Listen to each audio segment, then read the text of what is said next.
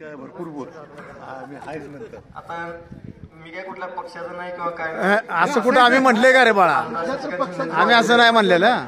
आम्हाला जमलं नाही. आम्हाला जमलं नाही. तू बोलतो मोदींनी विकलं यांनी सांगितलं 16 वर्ग विकले किंवा पंडित जवाहरलाल नेहरूंनी. जसं काळ बदलत गेला तसं अपडेट झालं. हा विकायला लागलं.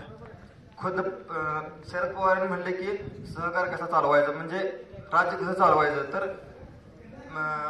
म्हणजे एखादी गोष्ट एखाद्या चालवायची ना त्यातनं त्या व्यक्तीचा व्यक्तिगत किंवा त्या समाजाचा विकास होणं म्हणजे राज्य शासन होय. म्हणजे सर्व गोष्टी शासनाला बघणं शक्य नसतं. त्यामुळे त्यांना असं म्हणजे खाजगीकरण किंवा वाटून देऊन त्याचा विकास झाला.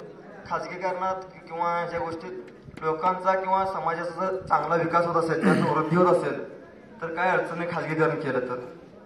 आणि म्हणजे अर्थशास्त्राच्या दृष्टिकोनातून म्हणते. पण खाजगीकरणाच्या नावाखाली जर थोडं सगळं तोट्यात जात असेल तर काय करायचं त्याला? तर ते काय खरं अगदी बरोबर. म्हणजे सगळ्या बोल तू बाळा. ठीक आहे. थँक्यू. मला बोलण्याची संधी दिली. अरे अजून थोडं बोल रे बाळा. धन्यवाद राहुल मोरे जो